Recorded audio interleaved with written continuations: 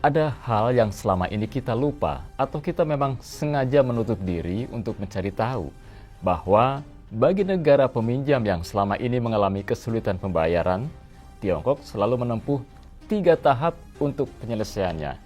Pertama, Tiongkok menawarkan restrukturisasi hutang, yaitu dengan menurunkan tingkat bunga, memperpanjang periode pinjaman dan sebagainya.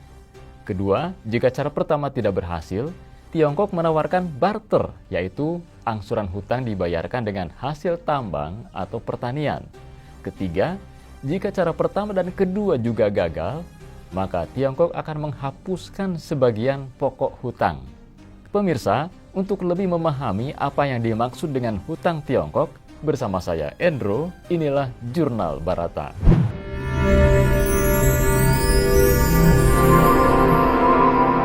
Jurnal Barata. Pemirsa, mari kita cermati apa yang dialami Kamerun, sebuah negara miskin di Afrika berkenaan dengan hutang dari Tiongkok ini. Pada bulan Januari 2019, Yang Jiechi, utusan khusus Presiden Xi Jinping, berkunjung ke Kamerun untuk bertemu dengan Presiden Kamerun, Paul Biya. Dalam pertemuan resmi dengan Presiden Kamerun, Yang Jiechi menjelaskan bahwa pemerintah Tiongkok telah menyetujui penghapusan sebagian pokok hutang Kamerun, yaitu sebesar 78 juta dolar Amerika. Tujuannya untuk mengurangi beban angsuran hutang Kamerun. Itu hanya salah satu contoh dari data-data yang kami peroleh melalui penelitian yang dilakukan oleh Inisiatif Penelitian Tiongkok Afrika, Johns Hopkins University. Data lain juga menunjukkan bahwa Tiongkok telah menghapuskan ratusan juta hutang Afrika. Selain Kamerun, kebijakan pengampunan utang atau amnesti Tiongkok ini telah diberikan juga kepada Ethiopia sebesar 13,7 juta dolar, kemudian Botswana 7,2 juta dolar, Lesotho 10,6 juta dolar. Selain itu juga Tiongkok menolong Kongo untuk membereskan hutang dengan Bank Dunia atau IMF sebesar 449 juta dolar. Dengan bantuan Tiongkok ini, Kongo tertolong dari krisis keuangan sehingga dapat melanjutkan pembangunannya. Pertanyaannya sekarang adalah, mengapa informasi tentang penghapusan hutang ini tidak pernah muncul di media barat? Nah, padahal informasi ini dengan mudah diperoleh di Johns Hopkins University. Justru yang banyak dipublikasikan adalah hoax atau jebakan hutang.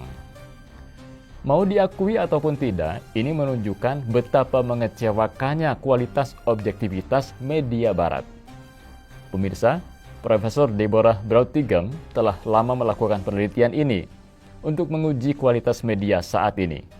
Deborah menemukan bahwa ternyata pemikiran pemberitaan media tentang hutang Tiongkok selama ini hanya disampaikan secara luas, tetapi tidak pernah mengungkapkan 2 hal yang secara unik membedakan hutang Tiongkok dan Barat. Pertama, media tidak mengungkapkan fleksibilitas pinjaman Tiongkok. Dalam tulisan itu jelas, Deborah mengemukakan bahwa media tidak mengungkapkan fleksibilitas hutang Tiongkok. Padahal hutang Tiongkok lebih disukai oleh negara-negara sedang berkembang karena fleksibilitas pemerintah Tiongkok dalam mengelola pinjaman tersebut. Fleksibilitas itu ada dalam 2 bentuk, yaitu merubah kondisi pinjaman dan penghapusan pinjaman atau keringanan utang. Pada saat negara peminjam mengalami kesulitan keuangan, pemerintah Tiongkok cepat dan fleksibel dalam mengubah kondisi pinjaman, baik dengan cara merubah kondisi pinjaman atau penghapusan. Mari kita perhatikan deretan data-data ini. Tahun 2005, Tiongkok membebaskan 10 miliar hutang Afrika. Tahun 2009, Tiongkok menghapuskan 150 pinjaman dari 32 negara sedang berkembang. Tahun 2000 hingga 2017, Tiongkok menyediakan dana sebesar 143 miliar dolar dalam bentuk pinjaman konsesional bagi negara-negara sedang berkembang. Dana tersebut dapat dipinjam untuk mengalihkan pinjaman-pinjaman dengan bunga tinggi ke pinjaman konsesional Tiongkok, sehingga meringankan beban keuangan negara-negara tersebut. Kemudian September tahun 2018, Tiongkok memberikan bantuan pinjaman konsesional dan pembebasan hutang kepada negara-negara Afrika sejumlah 60 miliar dolar. Mei 2019, pemerintah Tiongkok membebaskan 10 miliar dolar pinjaman negara-negara sedang berkembang. November 2020, Tiongkok memberikan bantuan sebesar 2,1 miliar dolar kepada negara-negara miskin untuk pembebasan hutang-hutang dengan bunga tinggi yang pada umumnya berupa hutang kepada lembaga-lembaga keuangan barat. Kedua, media tidak mengungkapkan adanya bantuan atau penganugerahan.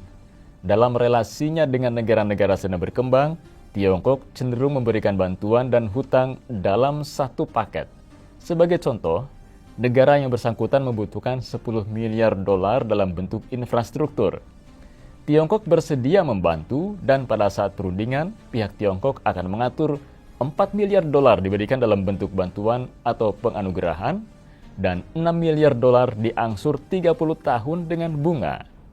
Tawar-menawar biasanya terjadi untuk yang diangsur. Contoh lainnya, sebagaimana Profesor Yanis Varoufakis menceritakan pengalaman Ethiopia mendapatkan pengampunan Tiongkok. Pengalaman Pakistan dengan pembangunan koridor ekonomi Tiongkok-Pakistan yang menelan biaya 62 miliar dolar juga menjadi contoh nyata kebijakan tersebut. Media hanya mengungkapkan bahwa Pakistan terjebak ke dalam jebakan hutang Tiongkok karena 62 miliar dolar adalah sepertiga dari Gross Domestic Product atau GDP Pakistan, sehingga pasti tidak akan terbayarkan. Apa yang tidak diungkapkan media adalah hubungan khusus antara Tiongkok dan Pakistan. Boleh dikatakan, Pakistan adalah sobat bagi Tiongkok. Bagi Tiongkok, sekarang adalah waktu membalas budi baik Pakistan. Koridor ekonomi Tiongkok-Pakistan adalah sepenuhnya penganugerahan Tiongkok bagi Pakistan. Tiongkok sepenuhnya mendukung pembangunan Pakistan, baik pembangunan infrastruktur maupun pembangunan industri-industri yang berorientasi ekspor, termasuk di dalamnya adalah industri persenjataan. Lalu mengapa Tiongkok begitu murah hati? Bagian dari jawaban ini hanya bertujuan untuk menguraikan apa faktor-faktor yang melatar belakangi perilaku Tiongkok tersebut. Pertama, berbeda jauh dengan Inggris dan Amerika yang menjadi adik kuasa karena kedua negara ini adalah guru kolonial. Tiongkok tumbuh menjadi negara besar dan kuat serta terbuka lebar dan kemungkinan ke depan akan menjadi adik kuasa. Sebagai korban kolonialisme barat, Tiongkok menerima a century of humiliation atau satu abad penghinaan adalah luka yang terbuka lebar dan membekas dalam jiwa setiap warga Tiongkok. Latar belakang sejarah ini berpengaruh kuat melatar belakangi perilaku geopolitik Tiongkok. Itu sebabnya Tiongkok menolak proposal Amerika yang ditawarkan oleh Zbigniew Brzezinski untuk membentuk G2 Amerika Tiongkok untuk menguasai politik global. Oleh karena itu, Tiongkok lebih memilih menjadi bagian dari negara-negara sedang berkembang dan miskin daripada mengikuti langkah Jepang menjadi anggota klub putih eksklusif untuk menguasai politik global.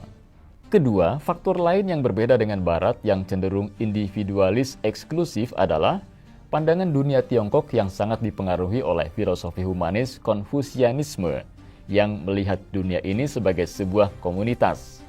Dengan demikian, menjadi makmur perlu diikuti dengan berbagai kemakmuran. Oleh karena kemakmuran itu baru sempurna pada saat tetangga-tetangga di sebelah juga ikut menikmatinya.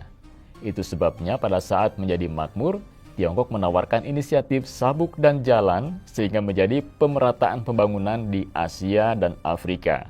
Program pembangunan semacam ini belum pernah terjadi di sepanjang sejarah dunia. Memang benar, inisiatif sabuk dan jalan juga berdampak positif bagi pertumbuhan ekonomi Tiongkok sendiri. Namun bahwa Tiongkok memilih kebijakan pembangunan infrastruktur negara tetangga adalah sesuatu yang langka.